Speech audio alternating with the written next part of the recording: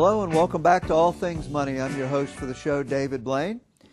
During today's show, we're talking a little bit about market gurus and predictions. This time of year, everybody starts coming out with their predictions and their outlook.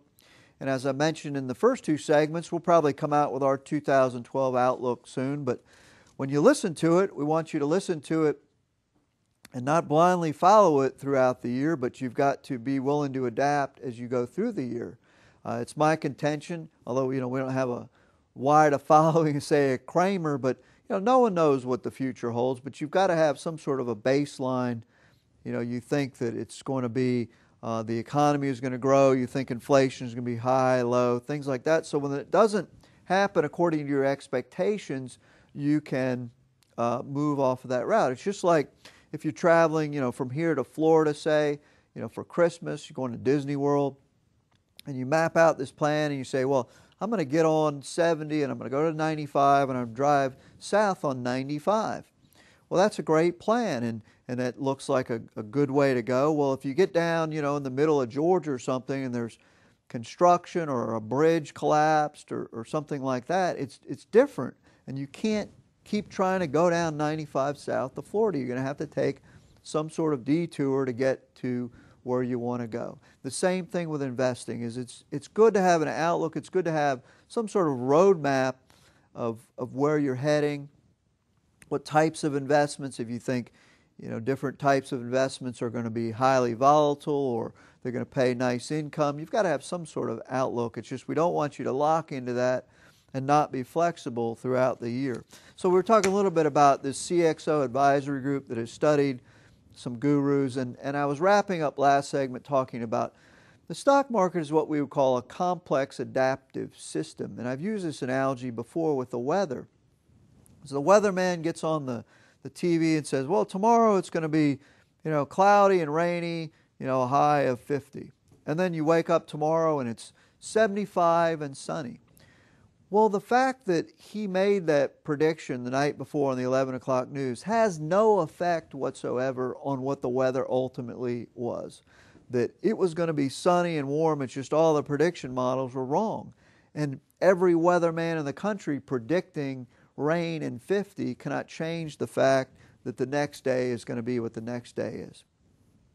In investing, believe it or not, that is not the same. Is that by virtue of the fact of people making predictions and people acting on those predictions, they actually change the outcome. For example, let's say, and I truly think this is what happened the past several years. In 2007, 2008, you had a slew of people, all the stimulus, people talking about high inflation, it's coming. Inflation's going to be runaway. We're going to be back to, the 70s, 10, 11%. Well, what happened?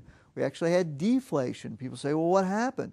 Well, what happens in that case is when the consensus is high inflation and everybody takes action to defend themselves against high inflation, they in effect are able to change the outcome.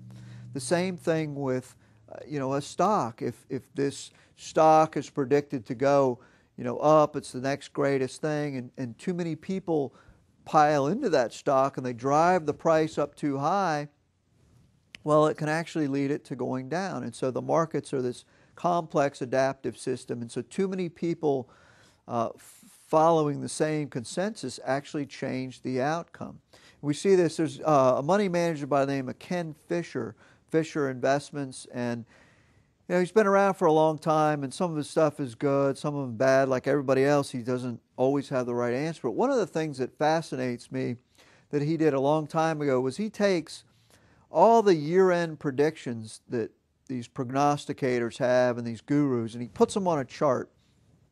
And so let's say that people are predicting, a 10% return for the S&P 500 next year, and somebody at 20, and somebody a minus 10. And he lines all these up on a chart, and so you have, a scale from 0 to a plus number and a minus number.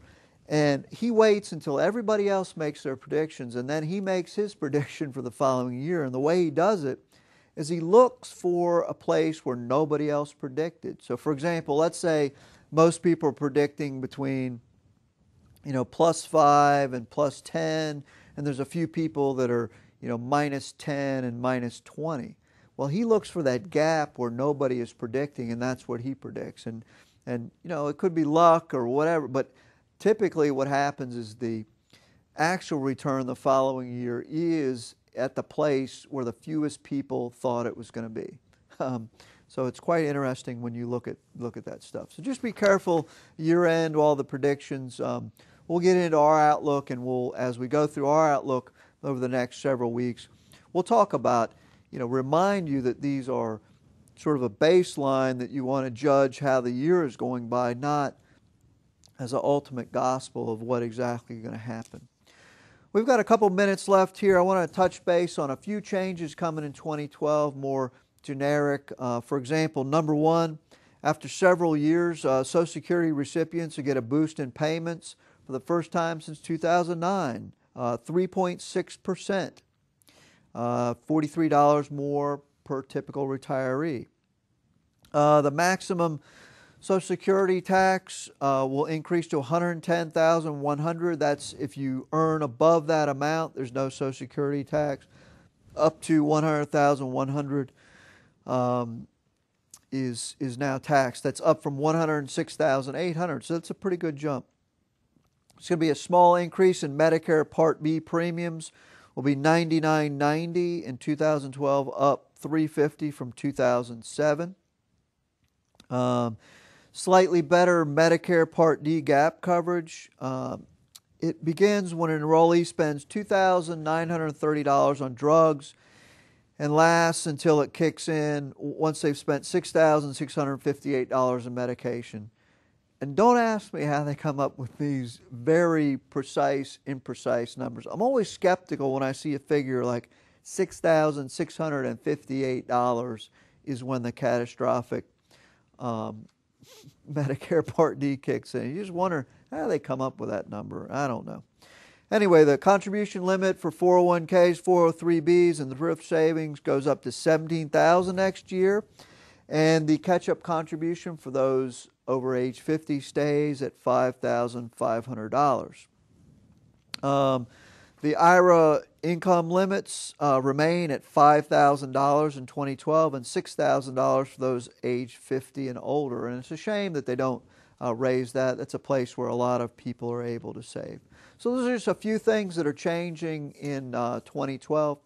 Like I say, tune in next week, over the next few weeks, and we'll be taking a look at the year 2012.